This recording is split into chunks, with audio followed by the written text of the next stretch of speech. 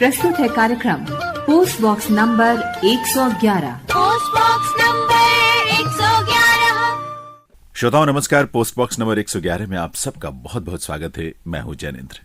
Post box number 111 में जिन विषयों को हम शामिल करते हैं, आप तो जानते ही हैं, प्रधानमंत्री महोदय जब मन की बात में हर महीने तमाम मुद्दों को लेकर आपसे अपने विचार साझा करते हैं या आपके विचारों को देश के सामने, दुनिया के सामने रखते हैं अपने मन की बात के माध्यम से, तो उन्हीं में से बहुत सारे ऐसे बिंदु मिल जाते हैं, ऐसे विषय मिल जाते हैं जिन पर बात करके हमारे अपने ज्ञान में तो बढ़ोतरी होती ही है, अपने देश को जानने, समझने और इसकी सांस्कृतिक विरासत को गहरे से अनुभव करने का अवसर भी हम सबको मिलता है उससे। आपको याद होगा पिछले मन की बात में प्रधानमंत्री महोदय ने झारखंड, ओडिशा और बंगाल के जनजातीय इलाकों में बहुत ही प्रसिद्ध एक नृत्य की चर्चा की थी। छऊ नृत्य परंपरा की बात की थी उन्होंने, जिसको लेकर देश के तमाम हिस्सों में आयोजन होते हैं। आपको याद है ना? चलिए एक बार मैं आपको फिर से सुनवाता हूं वो अंश जो प्रधानमंत्री महोदय ने मन की बात में आपके साथ साझा किया था। साथियों, गांव गांव में लगने वाले मेलों की तरह ही हमारे यहाँ विभिन्न नृत्यों की भी अपनी ही विरासत है। झारखंड, उड़ीसा और बंगाल के जनजातीय इलाकों में एक बहुत प्रसिद्ध नृत्य है जिसे छऊ के नाम से बुलाते हैं। 15 से 17 नवंबर तक एक भारत श्रेष्ठ भारत की भावना के साथ श्रीनगर में छऊ पर्व का आयोजन किया गया। इस कार्यक्रम में सबने छऊ नृत्य का आनंद उठाया। श्रीनगर के नौजवानों को छऊ नृत्य की ट्रेनिंग देने के लिए एक वर्कशॉप का भी आयोजन हुआ। अब जरूर आपको याद आ गया होगा कि छऊ नृत्य के बारे में जो उन्होंने चर्चा की, वो एक ऐसी परंपरा की प्रस्तुतियां हैं जो बहुत समृद्ध है और बहुत ही विलक्षण है। और इसीलिए आज इस कार्यक्रम में हम इस परंपरा को, इस शैली को लेकर बातचीत करने जा रहे हैं। बहुत ही प्रख्यात छऊ नृत्य के गुरु, कलाकार, जिन्हें भारत सरकार ने पद्मश्री से अलंकृत किया, संगीत नाटक अकादमी का सम्मान जिन्हें मिल चुका है, ऐसे गुरु शशधर आचार्य जी से बहुत बहुत स्वागत है। शशधर जी आपका इस कार्यक्रम में। नमस्कार। रूबरू तो आपसे बातचीत करने के मौके मिलते रहते हैं, लेकिन इस समय आप झारखंड में हैं और वहां है जहां की एक नृत्य शैली छऊ की जो बहुत प्रसिद्ध है, सरायकेला। बिल्कुल बिल्कुल। तो पहले तो ये बताएं हमें इस नृत्य परंपरा के बारे में। हम थोड़ा सा ये भी जानना चाहते हैं कि ये क्या नृत्य ही है सिर्फ, या और किसी रूप में भी इसको हम नृत्य, नाटिका या अभिनय से जुड़ी हुई कोई शैली या विधा मान सकते हैं, क्योंकि इसके तमाम रूप हम देखते हैं। तो पहले तो ये बताओ कि छऊ है क्या? देखिए, आप अगर भारत की जितनी भी नृत्य परंपरा के बारे में हम लोग बात करते हैं, हर नृत्य परंपरा का सृष्टि जहाँ से हुई है जी, और जिस परिस्थिति में हुई है, ये किसी ना किसी खास कारणवश या किसी ना किसी खास मकसद से या किसी ना किसी खास जगह से ये उत्पत्ति भी हुई है और अलग अलग जगह में ये पला भी है, आगे बढ़ा भी है। तो इस परंपरा में भारतीय जितने नृत्य हैं उससे ये नृत्य थोड़ा हटके है, क्योंकि कई नृत्य मंदिरों से जुड़ी हुई है, कई नृत्य राजा के दरबार से जुड़ी हुई है, कई नृत्य जो कथा वाचन था उससे जुड़ी हुई है, कई नृत्य हमारे फेस्टिवल के साथ जुड़ा हुआ है, लोकल फेस्टिवल के साथ। लेकिन ये नृत्य परंपरा छऊ जो है, ये सरायकला के सिंहभूम डायनेस्टी का वॉरियर लोग, जो योद्धा लोग थे, वहां से सृष्टि हुई है। यानी कि ये कैंटोनमेंट से सृष्टि हुई इस छऊ नृत्य। जो जन्मदाता है वो लोग वॉरियर थे। अच्छा। आप इसको अंग्रेजी में मार्शल कहते हैं, लेकिन मुझे ऐसा अच्छा नहीं लगता है, क्योंकि मुझे लगता है कि भारतीय युद्ध कला की जो परंपरा थी उससे प्रेरित ये नृत्य विधा बनी है। बिल्कुल सही कह रहे हैं आप। तो मुझे अच्छा लगता है कि भारतीय युद्ध परंपरा कहने से मुझे बहुत अच्छा लगता है कि ये एक अपनी शब्द है, इसीलिए मैं अंग्रेजी शब्द को बहुत कम यूटिलाइज करता हूँ। और दूसरी बात है कि ये नृत्य को करने वाले जो लोग थे वो योद्धा थे, तो इसका जो स्वरूप है, इसका जो कैरेक्टर है, हाँ। वो योद्धाओं का जैसे ही लगता है। लेकिन ये आगे चलकर जब नृत्य विधा में परिवर्तन हुआ, हाँ। नृत्य बनाया गया, तो इसमें तांडव का अंग वहां से लिया गया और लास्ट का अंग सॉफ्टवेयर मूवमेंट से लिया गया। और सबसे बड़ी बात है कि जिस एरिया में ये सिंहभूम डायनेस्टी में 1205 एडी में, अच्छा, पोड़ाहाट में सिंहभूम डायनेस्टी की स्थापना होती है और वहीं से ये परंपरा 1205 एडी तक हमें मिलता है। उससे पहले हमको नहीं मिलता है। उससे पहले ये पूरा सरायकला का एरिया जिसे हम सिंहभूम कह रहे हैं आज, या आज जो है वो सरायकला खरसावां अलग सा डिस्ट्रिक्ट बन गया। इस पूरा एरिया जंगल का एरिया था, नदी था, पानी था, पहाड़ था। तो यहाँ के जो लोग थे उन लोगों से ज्यादा इन्फ्लुएंस हुआ इस छऊ में, क्योंकि वो नेचर के साथ जुड़े हुए थे। तो नेचुरल मूवमेंट, नेचर से प्रेरित होकर एनिमल, बर्ड्स, बीस्ट की मूवमेंट को इमिटेट कर कर अपने युद्ध विद्या में, और वही युद्ध विद्या किस तरह से थिएटर डांस हुआ। आपने ये मेरे से पूछा कि ये विधा केवल नृत्य, मैं कहता हूँ कि देखिए हर विधा, हर नृत्य विधा नाटक से निकली हुई है, क्योंकि हमारी परंपरा पहले नाटक की थी। नाटक के परंपरा में नृत्य, म्यूजिक, मतलब मूवमेंट, म्यूजिक और अभिनय तीनों था। और इस परंपरा को हम 3 भागों में बांट के उसको अलग अलग कर दिए। म्यूजिक को अलग कर दिए, नृत्य को अलग कर दिए और एक्टिंग को अलग कर दिए। लेकिन ये तीनों पर्याय हैं, ये तीनों एक दूसरे के ऊपर आधारित है। इसीलिए ये छऊ की जो मूवमेंट है दूसरे नृत्यों से, क्योंकि छऊ बेस्ड ऑन आंगिका अभिनय, अगर शास्त्र से बात करेंगे तो बिल्कुल, तो आंगिक अभिनय का इसमें ज्यादा है। भारत की जितनी कलाएं हैं सबसे ज्यादा ये फिजिकल है। इसीलिए देखिए इसी को वेस्टर्न में कहते हैं फिजिकल थिएटर, ठीक है। तो हमने इसको लेकर थिएटर में काम किया। तो थिएटर में हो गया, कोरियोग्राफी में, डांस ड्रामा में वो भी काम करता है, क्योंकि इसका मूवमेंट इतना नेचुरल है और इतना कंटेम्प्रेरी है। इसीलिए बहुत पहले जब मैं सीख रहा था तो एक अमेरिका से डायरेक्टर आए थे, रिचर्ड सेचनर, अच्छे स्कॉलर थे। उन्होंने लिखा है अपने बुक में कि छऊ जितना पारंपरिक है उतने ही कंटेम्प्रेरी विचार और उतने ही कंटेम्प्रेरी थॉट का दिया है। तो इसमें स्कोप बहुत है। आप केवल छऊ की नहीं, छऊ की मूवमेंट को लेकर नई नई सृष्टि कर सकते हैं। ये छऊ का एक अभिन्न अंग है। और सबसे बड़ा चीज है कि छऊ में मुखा पहना जाता है, मास्क पहनते हैं हम लोग। तो मुखाभिनय को बाद दे के हम पूरी की पूरी शारीरिक अभिनय से इस छऊ को करते हैं, क्योंकि तो मास्क आंगिका अभिनय जब हम करते हैं तो आंगिका अभिनय का जो स्वरूप है वो यूनिवर्सल है। उस पे कोई जाति, धर्म, भाषा ये सब नहीं आता है।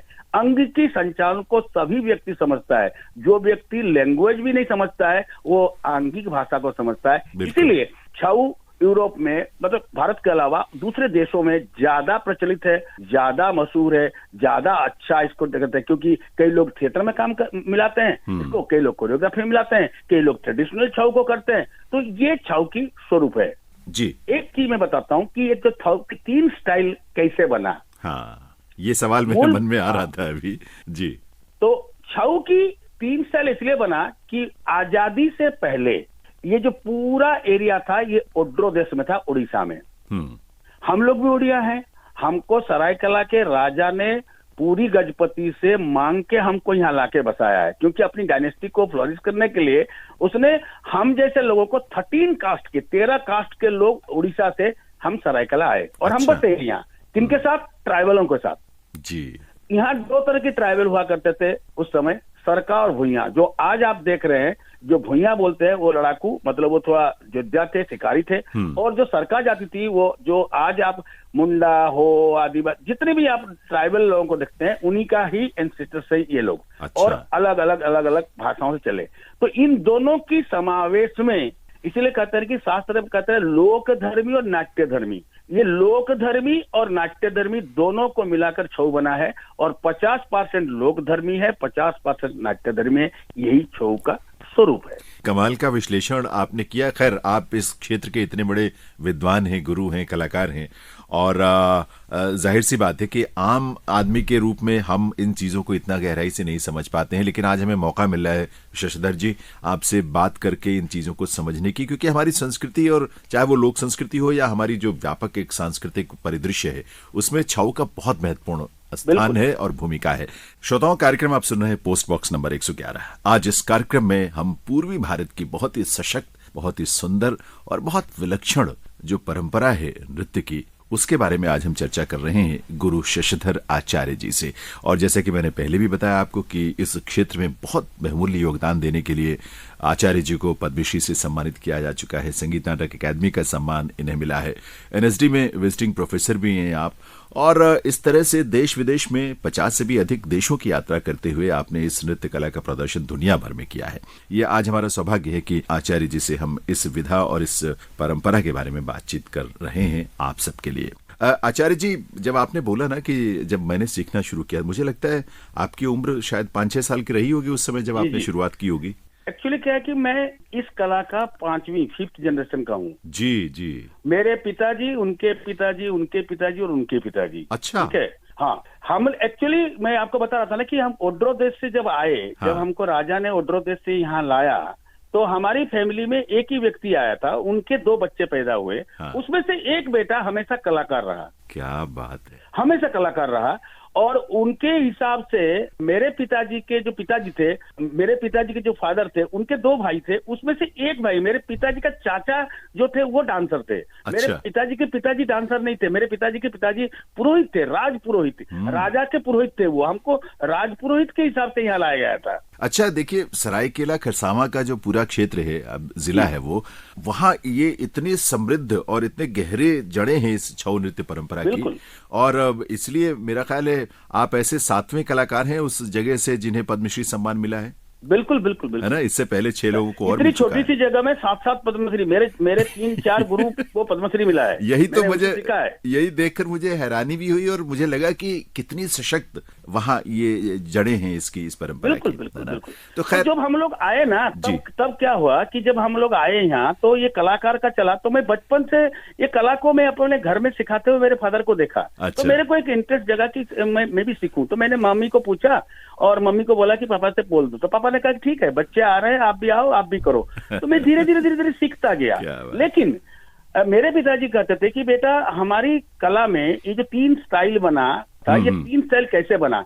ये आजादी के बाद ये पूरी ओड्रो देश का जो एरिया था, इसको 3 भागों में बांट दिया। तो हम चले गए सबसे पहले बिहार में। ठीक है। उसके बाद आज आए झारखंड में। अभी झारखंड जब बना तो ये एरिया झारखंड में आ गया जी। और थोड़ी सी एरिया पुरुलिया में चली गई। पुरुलिया उड़ीसा में था पहले, पुरुलिया में चला गया वेस्ट बंगाल में, और मयूरभंज में मयूरभंज। ये 3 स्टाइल बना। लेकिन सरायकेला से ही गुरु जाकर ये दोनों स्टाइल को वहां उत्पत्ति हुई है। और ये इनकी जो उम्र जो है, मयूरभंज और पुरुलिया की जो उम्र है नृत्य का, ये मुश्किल से 150-200 साल है, उससे ज्यादा नहीं है। क्योंकि यहाँ से ही गया, यहाँ से ही गुरु गए और वहां सिखाए और ये डेवलप हुआ। तो एक बात बताएं कि जो 3 शैलियां हैं, क्योंकि उत्पत्ति या स्रोत तो लगभग एक ही है सरायकेला, लेकिन इसमें अंतर दिखता है काफी कुछ। अंतर इसलिए दिखता है कि देखिए, जो सरायकेला का नृत्य था, क्योंकि वहाँ हमारे जो राजा थे वो बहुत बुद्धिमान थे। देखिए, कहीं भी देखिएगा राजा संरक्षण करता होता था, लेकिन हमारे राजा ने अपने 2 बेटों को डांसर बना दिया। अच्छा। छऊ डांसर किस लिए बनाया? मुझे ऐसा लगता है कि आदित्य प्रताप सिंह का दिमाग में ये जरूर था कि अगर हम अपने बेटों को नचवाएंगे तो अच्छे घराने के लोग यहाँ आएंगे। बिल्कुल। अब देखिए कि सरायकेला में उसने जो बसाया था, ब्राह्मणों को एक जगह, कायस्थों को एक जगह, सोनार को एक जगह, तेली को एक जगह, ऐसे बसाया था। और उसी में उसने 8 अखाड़ा बनाकर इस कला को डेवलपमेंट करने के लिए कोशिश किया। अच्छा। दूसरा क्या हुआ, जब वो पुरुलिया में गए, जो राजेंद्र पटनायक हमारे यहाँ से गुरु जी गए थे पुरुलिया बागमुंडी, तो राजेंद्र पटनायक जब गुरु जी को ले गए, क्योंकि राजा ने यहाँ पर चैत्र पर्व करवाया और चैत्र पर्व से इसको डेवलप करने की कोशिश किया। तो चैत्र पर्व में आसपास के 36 गढ़जात, 36 गढ़जात था हमारे यहाँ। अच्छा। सिंह, मानभूम, वीरभूम, धड़भूम, शिखरभूम, और फिर गढ़ है, केवंझरगढ़, बड़ेगढ़, सुंदरगढ़, ये सब राजा की डायनेस्टी था। 36 डायनेस्टी। तो 36 डायनेस्टी के लोगों बुला के चैत्र पर्व दिखाता था। तो जिन राजाओं को अच्छा लगता था वो ले जाते थे। मैं आपको बताऊं, ये 3 स्टाइल अभी बचा है, लेकिन इससे पहले छत्तीसगढ़ जात में था। क्योंकि बोनेगढ़ में अभी लास्ट में एक आईजीएनसी को मैंने कुछ लिखा हुआ दिया था, कुछ किस भाषा में लिखा हुआ है, मैं आईजीएनसी को दिया हूं, अभी उसको पढ़ाने की कोशिश कर रहे हैं, और वो छऊ के बारे में है। अच्छा। बोनेगढ़ में ऐसे घूमने के लिए गया था, तो वहां के राजा के खानदान से वो पेपर मुझे मिला था, लेकिन मैंने खुद पढ़ नहीं पाया। इसीलिए मैंने कहा कि जब पुरुलिया गए, तो पुरुलिया में जिन लोगों को इन्होंने सिखाया, क्योंकि पुरुलिया का जिस एरिया में छऊ डेवलप हुआ है, उस एरिया में सब आदिवासी लोग हैं, मुंडा हो, ये महतो, ये लोग हैं। तो ये मुंडा हो जो है, वो उनकी बॉडी बहुत स्ट्रांग है। देखिए, डांस में एक्रोबेटिक था, लेकिन इन्होंने क्या किया, क्योंकि उनका बॉडी सॉफ्टनेस नहीं है, तो एक्रोबेटिक को ही अपना मूवमेंट बना के उस छऊ की डेवलपमेंट हुई। इसलिए पुरुलिया में देखिएगा, केवल महाभारत, रामायण, पौराणिक कथाओं के ऊपर पुरुलिया छऊ डिपेंड है। बिल्कुल। वो लोग गांव गांव में रात रात भर नाचते हैं। और सबसे बड़ी चीज है कि जो एक्रोबेटिक मूवमेंट है उस पे आपको एक अलग सा लगता है ना, एक्रोबेटिक मूवमेंट में एक बैलेंस मिलती है। एक्रोबेटिक मूवमेंट करेंगे तो लोग ताली बजाएंगे, तो वो लोगों के दिल में बसे हुए हैं बेचारे, इसीलिए। और उनका जो स्टाइल बना वो इसलिए बना कि उनका बॉडी हार्ड है, सॉफ्ट नहीं है, ठीक है। फिर आप चलिए मयूरभंज में जब सरायकला से बनमाली दास और उपेंद्र विश्वाल गए, उपेंद्र विश्वाल और बनमाली दास दोनों ही हमारे सरायकला गुरु थे, उन्होंने ले गए भंज डायनेस्टी में। तो उन्होंने वहां क्या किया, उन्होंने सबसे पहले मयूरभंज में भी मुखा की प्रयोग होती थी। उन्होंने 19th सेंचुरी में, मतलब आजादी से थोड़ा पहले, तो पंचम जज को कलकत्ता में ये डांस दिखाने के लिए लेके गए थे। वहां उन्होंने रुकमार, यानी कि जो हम लोग कहते हैं फरीखंडा खेड़ो, वो वहां नाम है रुकमार। अच्छा। रुकमार को दिखाने के लिए गए तो 50 लोगों को लेके गए थे ढाल और तलवार के साथ लड़ाई दिखाने के लिए। तो उन्होंने कहा कि मुखोटा पहनेंगे तो लड़ाई कैसे करेंगे, तो मुखोटा उन्होंने हटा दिया। तब से उन्होंने मुखोटा के प्रयोग बंद कर दिया। लेकिन आज भी जब हम मयूरभंज छऊ को देखते हैं, चूंकि आंगिका अभिनय समृद्ध है तो फेशियल मुखाभिनय नहीं हो पाता है। इसीलिए हमारे भारतवर्ष की पूरी ट्रेडिशन में जितनी भी डांस फॉर्म है, देखिए उन्होंने 2 पार्ट बनाया डांस को प्रेजेंट करने के लिए। सबसे पहले कहा है प्योर नृत्य, शुद्ध नृत्य, जिसमें भाव नहीं होता है। और जहां भाव में जाते हैं वहां नृत्य घट जाती है। छऊ में बॉडी में ही प्योर नृत्य है, इसीलिए मुखाभिनय का प्रवेश कराना बहुत मुश्किल हो गया मयूरभंज छऊ में। सरायकला में क्या हुआ कि सरायकला में राजा के जो ब्रदर थे कुमार विजय प्रताप सिंहदेव, आपको ये भी मैं इंफॉर्मेशन देना चाहता हूं कि पहला नृत्य है छऊ जो 1933 में यूरोप की यात्रा करा था। उसके बाद हमारे भारतवर्ष में सभी नृत्य बाहर गए हैं, उससे पहले कोई भी नहीं गया था। अच्छा। ये पहला आर्ट फॉर्म है सरायकला छऊ, जिसमें 14 लोग या 16 लोग गए थे, पानी की जहाज से गए थे। 1 महीना के बाद वहां पहुंचे थे, ऐसे कुछ था। फिर उन्होंने वहां 2 महीना प्रोग्राम कर फिर वापस आए थे। उसी समय विजय प्रताप सिंहदेव ने, चूंकि सरायकला छऊ इसलिए इतना डेवलप हुआ, कलकत्ता बगल में था, तो वहां से शंभुनाथ पखोजी, पन्नालाल घोष, छोटे मियाँ बड़े मियाँ शहनाई लेके आए। मतलब उनको लाके हिंदुस्तानी क्लासिकल का प्रवेश करवा के नाट्य धर्मी बना के डांस को उन्हें फ्लोरिश कर दिया, बहुत ऊंचा उठाया। क्या बात है, देखिए कैसे कैसे योगदान रहा है। इसीलिए सरायकला छऊ तीनों स्टाइल में से अगर आप सरायकला छऊ को देखेंगे तो सरायकला छऊ में अब नाट्य धर्मी बहुत ज्यादा है। अच्छा। विचारधारा जो कोरियोग्राफी का है, वो मैं आपको एक उदाहरण देकर बता सकता हूं कि एक हमारा डांस है नाविक, बोटमैन। और वो बोटमैन में क्या दिखाया गया है कि बोटमैन की वाइफ पीछे हाथ देके खड़ी है और वो बादलों को दिखा रहा है, समुद्र में नौका चल रही है। लेकिन इसका इनर मीनिंग क्या है, भव रूपी सागर में जीवन रूपी नौका को पार कराने के लिए एक सहधर्मिणी की आवश्यकता होती है, जो आपको जिंदगी भर साथ देकर जीवन की नैया को इस भव रूपी सागर से पार कराता है। वाह, क्या बात है, कितनी डेप्थ है। ऐसे सरायकला छऊ में एक और आइटम है, जैसे मयूर है। मयूर जो है रविंद्रनाथ टैगोर, क्योंकि इस नृत्य को रविंद्रनाथ टैगोर को भी दिखाया गया। आपको पता होना चाहिए कि कलकत्ता में एक सुभाष चंद्र बोस के ब्रदर शरद चंद्र बोस के घर में एक प्रोग्राम हुआ था, जिसमें गांधी जी जमीन पे बैठे हैं, रविंद्रनाथ टैगोर कुर्सी पे बैठे हैं, और हमारे राजा के मतलब बेटे और केदारनाथ साहू जी गुरु जी, ये लोग सब नाच रहे हैं। नटसगर बनबिहारी पटनायक, हरेंद्र प्रताप सिंहदेव, ये लोग नाच रहे थे। ये फोटोग्राफ है, ये फोटोग्राफ मेरे पास भी है। क्या बात है। तो मैं ये कह रहा था कि रविंद्रनाथ टैगोर का भी बहुत असर पड़ा है। ये जो पीकॉक है, ये विजय प्रताप सिंहदेव ने रविंद्रनाथ टैगोर की पोएट्री से लिया है। आज के आमार मोन मयूर मोतन नाचे रे, मेरा मन आज पीकॉक। ये रियलिस्टिक पीकॉक नहीं है जी, ये वास्तविक पीकॉक नहीं है। ये कह रहा है कि जो कलाकार है उसका मन आज पीकॉक की तरह नाच रहा है। बिल्कुल। तो कैसे ये जो विचार है, ये ना पुरुलिया में आपको मिलेगा और ना मयूरभंज में मिलेगा। जी सच। वो अपने अपने ढंग से स्टाइल से बढ़े, और यहाँ चूंकि अच्छे घराने के लोग आए, राजा के बेटे डांसर हो गए, ब्रेन लगा, म्यूजिशियन की ब्रेन लगी, तभी ये फ्लोरिश हुआ सरायकला छऊ। तो इसमें रचनात्मकता या सृजनात्मकता जो हम कहें, या कल्पनाशीलता, वो इस परंपरा में जो सरायकेला छाऊ है उसमें काफी उसको विस्तार मिला है, उसको जगह भी मिली है। बिल्कुल है ना, गुरुओं का भी इसमें बहुत बड़ा योगदान है। श्रोताओं, कार्यक्रम आप सुन रहे हैं पोस्ट बॉक्स नंबर 111, और अब तक जो आपने बातचीत सुनी है आप समझ गए होंगे कि आज छऊ नृत्य की परंपरा को लेकर जो बहुत ही व्यापक, बहुत ही सुंदर और विस्तृत एक परंपरा है पूर्वी भारत की, और दुनिया भर में उसके प्रति एक विशेष आकर्षण भी है, उसके बारे में हम बातचीत कर रहे हैं आज प्रख्यात गुरु और कलाकार, इस विधा के पद्मश्री से सम्मानित, संगीत नाटक अकादमी के अवार्ड से सम्मानित गुरु शशिधर आचार्य जी से। आचार्य जी, आप दो विषयों की बात आपने की, दो थीम जिन पर सरायकेला की प्रस्तुतियां होती हैं, लेकिन विषय तो बहुत सारे हैं मुझे लगता है, और बहुत खूबसूरत। मैंने सरायकेला की आपकी प्रस्तुतियां देखी हुई हैं, अन्य लोगों की भी देखी हैं। पूरा एक दृश्य जो उभरता है मंच पर, आंगिक अभिनय के माध्यम से, संगीत के माध्यम से, लाइटिंग का भी, प्रकाश सज्जा का भी उसमें बड़ा सुंदर एक प्रभाव होता है।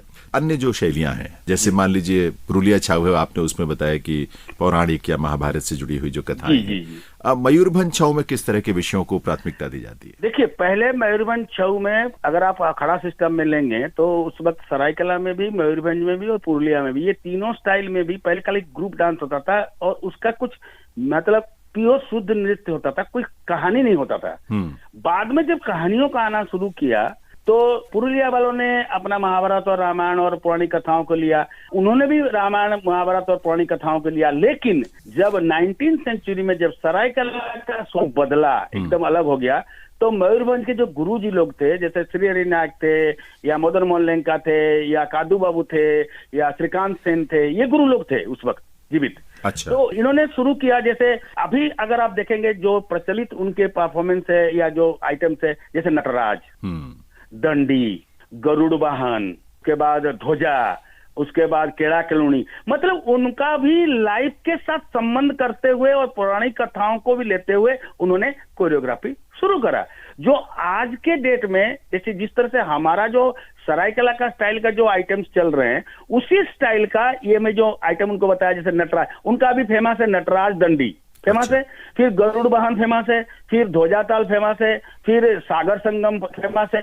ऐसे ही 7-8 आइटम बहुत मशहूर है और अच्छे उन्होंने कोरियोग्राफी किए हैं। मैंने इन तीनों स्टाइल को लेकर मैंने जब कोरियोग्राफी करना शुरू किया, मैं तीनों स्टाइल सीखा, क्योंकि मुझे जब स्कॉलरशिप मिला गवर्नमेंट ऑफ इंडिया का, उस समय 300 रुपीज थी। मैं जब 2 साल का स्कॉलरशिप था, जो आज 2 साल अभी भी है, वो मुझे 3 साल दिया गया, और 3 साल इसलिए दिया गया तो उन्होंने कहा कि ये लड़का टैलेंटेड है, इसको दोनों छऊ और सिखाओ। अच्छा। तो 6 महीने के लिए मुझे मयूरभंज छऊ और 6 महीने के लिए मुझे पुरुलिया छऊ सीखना पड़ा। तब मेरे दिमाग में अब जो मैं काम करता हूं, मैं इन तीनों स्टाइल को मिलाकर मैंने बहुत सारे कोरियोग्राफी किए, लेकिन कोरियोग्राफी के हिसाब से मूवमेंट में थोड़ी बहुत चेंज है, क्योंकि देखिए पुरुलिया एक्रोबेटिक मूवमेंट करता है, बिल्कुल। मयूरभंज मतलब जो अगर उसका मार्शल आर्ट का मूवमेंट देखेंगे तो वो सॉफ्ट लगेगा, क्योंकि उनकी स्टाइल एक अलग ढंग से डेवलपमेंट हुई। सरायकेला में ये नहीं है, सरायकेला में हार्ड मतलब तांडव और लास्ट से अंग दोनों आपको अलग अलग दिखेंगे, लेकिन हमारे नृत्य में सबसे पहले पुरुष ही करते थे और आज भी पुरुष करते हैं, ऐसे बात नहीं है जी। पुरुष अंग में जो स्त्री अंग था, वो स्त्री अंग धीरे धीरे गायब होती जा रही है, क्योंकि स्त्रियों की प्रवेश हो गई हमारे इधर। अच्छा। क्योंकि पुरुष अंग में स्त्री अंग जो था वो एक अलग अंग था। आप देखिए कथक, उड़ीसी, ये इसमें बहुत कम डांसर होंगे, आपको लगेंगे कि इसमें ये पुरुष होते हुए भी इसके अंग पुरुष का है। जी बिल्कुल। छऊ में ऐसा नहीं था, छऊ में पुरुष तो पुरुष ही था, और जो पुरुष स्त्री करता था उस पे पुरुष ही लगता था, लेकिन करता जब था उसको स्त्री अंग आपको झलकता था। बिल्कुल बिल्कुल, है ना। आचार्य जी, एक चीज बताएं, क्योंकि जाहिर सी बात है कि जो नृत्य या जो अभिनय है या अंग संचालन है, उसके लिए जो वाद्य संगीत की आवश्यकता तो होती है किसी भी नृत्य में, लेकिन इसमें क्या गायन और या कंठ संगीत भी हम कह सकते हैं वो गौण है और वाद्य संगीत की प्रधानता है? जी, ऐसा है कि शुरुआत में ही देखिए जब गुरु लोग इसको बनाए या इसकी डेवलपमेंट किए, तो उन्होंने हर व्यक्ति एक दूसरे से अलग दिखना चाहता है, हर व्यक्ति एक दूसरे से अलग कैरेक्टर है।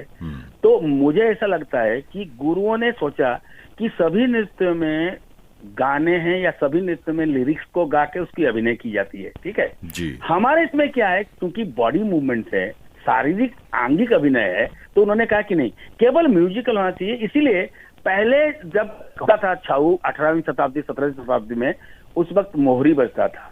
धीरे धीरे जब सॉफ्टनेस की चीज बात हुई तो शहनाई लाया गया, बांसुरी सुर पे आया, एसराज बजाया गया, पखावज बजाया गया। पखावज ही बजती थी हमारे पहले जी जी। ढोल के साथ, अब नहीं बजती है लेकिन बजती थी। हाँ। अच्छा, ट्राइबल इंस्ट्रूमेंट भी रखते थे, मादल, खोल सब रखते थे। लेकिन मैं आपको बताता हूँ संगीत का क्यों ऐसा प्रभाव पड़ा। सबसे पहले ये एरिया में सबसे पुराना चीज क्या था, वो था झूमूर, कीर्तन। ये म्यूजिक था पहले। जैसे सुख बोले आमार कृष्ण कदम तोला थाना, ये उरुभंग में दाग्र जय दाग्र, मतलब वीर रस का डांस में देखिए कितना अच्छा कीर्तन का सुर था। वाह सुंदर। हाँ। क्योंकि हमारे छाऊ की कोरियोग्राफी में, छाऊ डांस की कोरियोग्राफी जो सरायकला का हुआ है, इसमें 2 ही कोरियोग्राफर थे। बाद में मेरे पिताजी ने भी किया, तीसरा कोरियोग्राफर आए। हाँ। विजय प्रताप सिंह तो एक तरफ थे, एक तरफ नटशेखर बनबिहारी पटनायक जो राजेंद्र पटनायक का बेटा थे, जो पुरुलिया गए थे। अच्छा। ठीक है, उनकी कोरियोग्राफी में हर पार्वती है, उसमें मन भांगे भांगे कासा टूटिलो चात की आशा है, ए दारा दा दा दारा दा दारा दारा दा दा दा।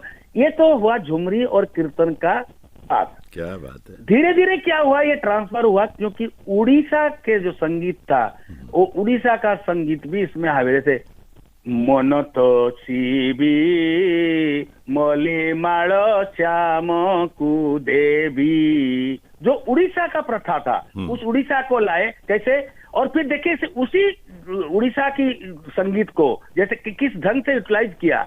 जैसे कि हे लारे संगात कोही तो नुहोई भारती रे दादा दारा दा। ये तो पहला हुआ। फिर इसका जो अंतरा है, काली जादूरू देखी कलना कलाम आखी, ये गाना नहीं बजता है क्योंकि हमारे यहाँ के लोग हिंदुस्तानी क्लासिकल या उड़िया संगीत को वो लोग सरगम नहीं जानते थे, तो ये गाना गा के उनको समझाया जाता था कि हमको इसी को बजाना है। अच्छा। तो वो बजा देते थे।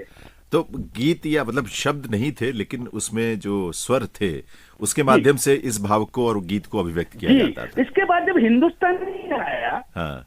तो जब छोटे मियाँ बड़े मियाँ को बनारस से लाके सरायकला में राजा ने जगह दिया, यहाँ रखा शहनाई वादक। अच्छा। उन्होंने हिंदुस्तानी का जब प्रवेश करवाया, या ताल में जब शंभुनाथ पखौजी आए, छऊ का स्वरूप बदल रहा था 1933 से पहले, तो उन्होंने क्या करा, कितना सुंदर डाला। देखिए एक गाना है ओडिया में, लेकिन उसको डाला कैसे राग में, है ना। अच्छा। फूलर कढ़ी रे गढ़ी थीली माला प्रिया गोले देवी बोली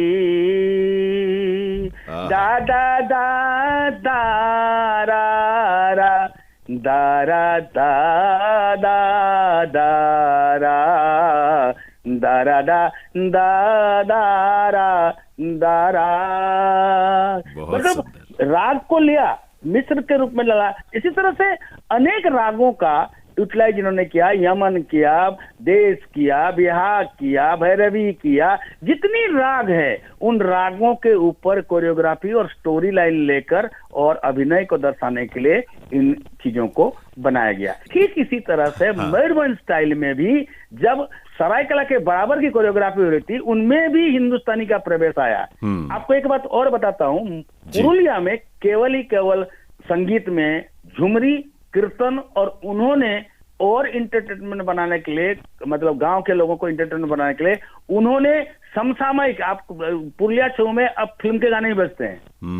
ये चीज मुझे समझ में नहीं आया, क्योंकि उसमें कला का कितना उन्नति हो रहा है, कितना अवनति हो रहा है, मुझे नहीं मालूम है। लेकिन मुझे लगता है कि झूमरी और कीर्तन तक ठीक था। ये मुझे कुछ नहीं है। तो सरायकेला में आपको ये नहीं मिलेगा, हाँ। मयूरभंज में आपको ये नहीं मिलेगा। पर है ये गंभीर चिंतन का विषय, क्योंकि उससे उसकी जो अपने एक सौंदर्य है उस प्रस्तुति का और परंपरा का, उस पर कहीं ना कहीं आघात पहुंचता है इससे, और उसकी सृजनशीलता पे आघात पहुंचता है। श्रोताओं, आज इस कार्यक्रम में यानी पोस्ट बॉक्स नंबर 111 में हम छाऊ नृत्य परंपरा के बारे में बात कर रहे हैं गुरु शशधर आचार्य जी से, और इतने विस्तार से और गहनता से, बहुत ही गहराई तक जाकर जिन्होंने इसके बारे में शोध भी किया, काम किया, सभी शैलियों के बारे में उन्होंने बहुत उनका योगदान है इस क्षेत्र में, और इसीलिए पद्मश्री से भी उन्हें सम्मानित किया गया, संगीत नाटक अकादमी अवार्ड से भी सम्मानित किया गया, और बहुत सारे पुरस्कार और सम्मान उन्हें मिले हैं। आचार्य जी, जो बातें इतनी सारी आपने बताई हैं, वो सचमुच हमारी दृष्टि जो छाऊ को लेकर अब तक रही है बहुत सीमित रही है, उसको एक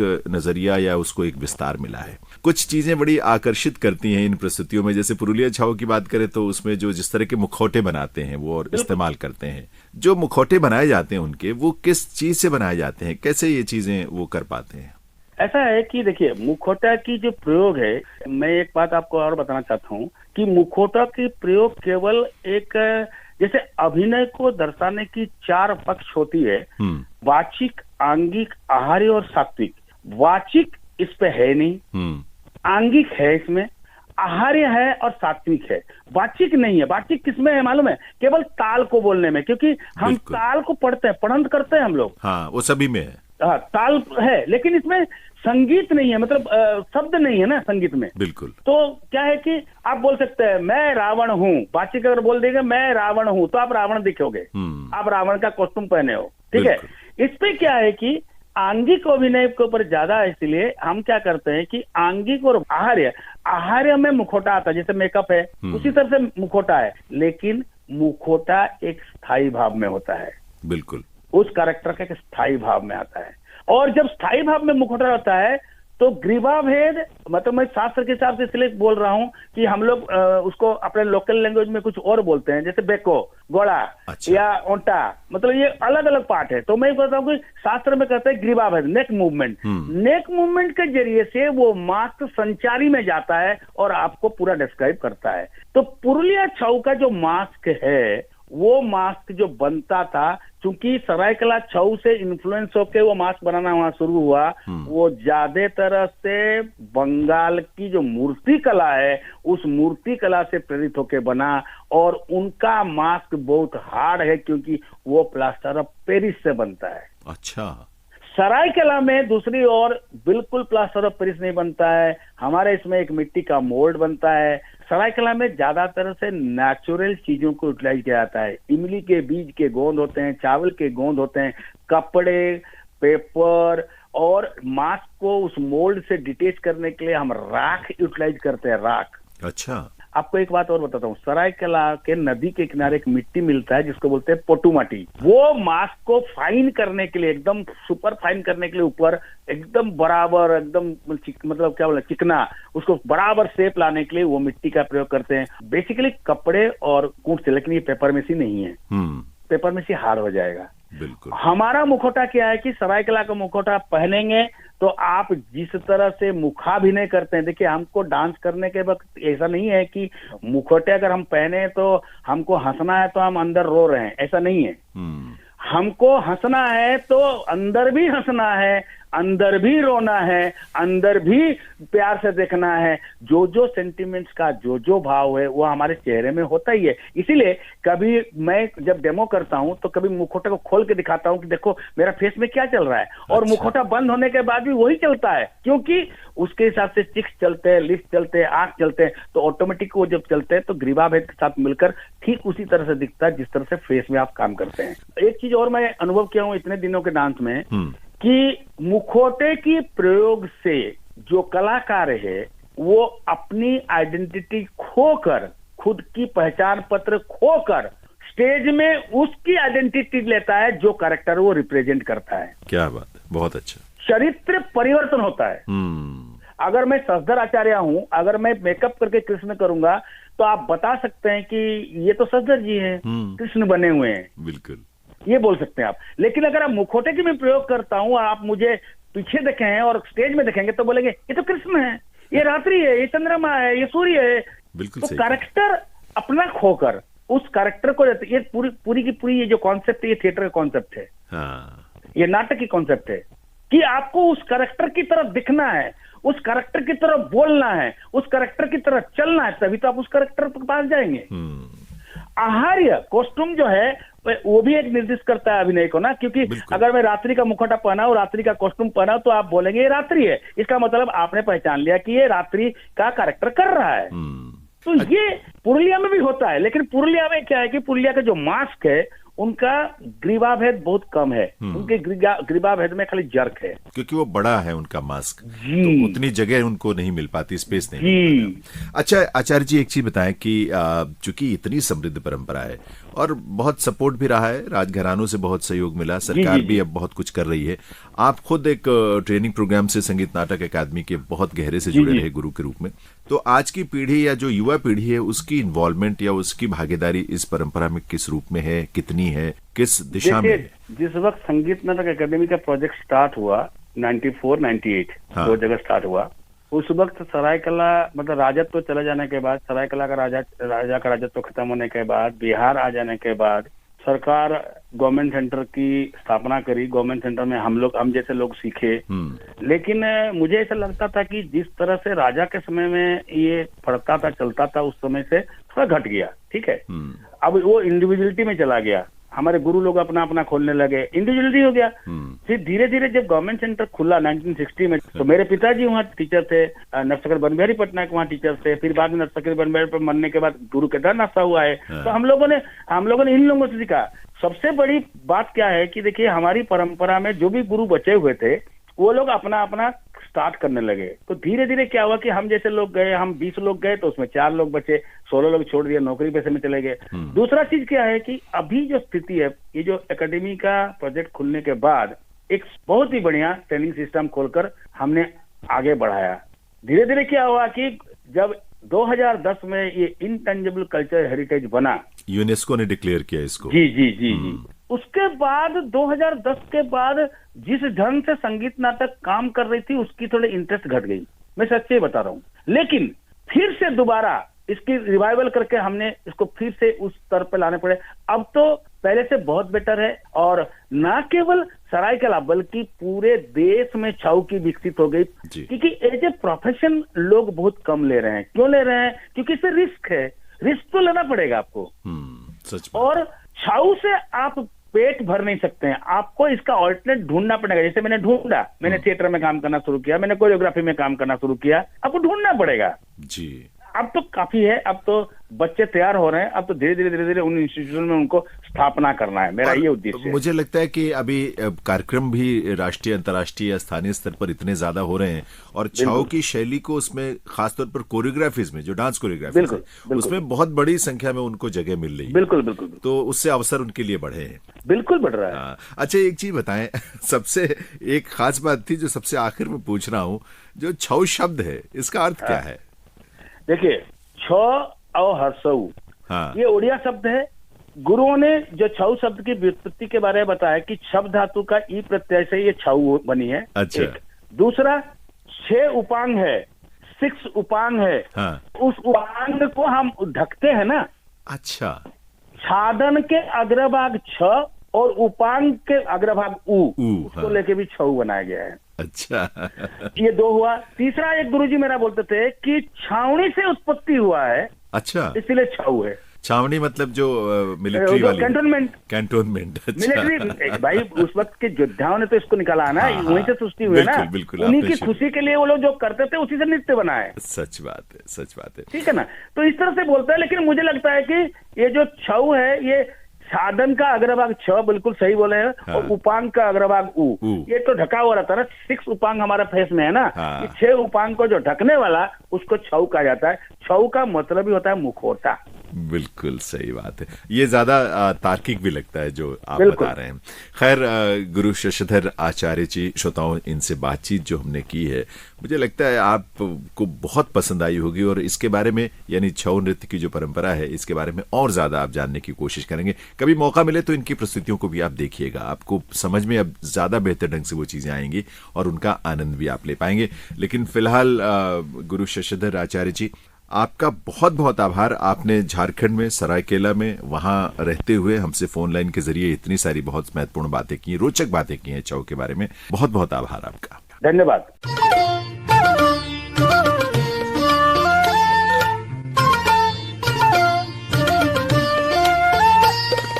अभी आप सुन रहे थे कार्यक्रम पोस्ट बॉक्स नंबर 111। इस कार्यक्रम के प्रस्तुतकर्ता थे Jainendra Singh. Post box number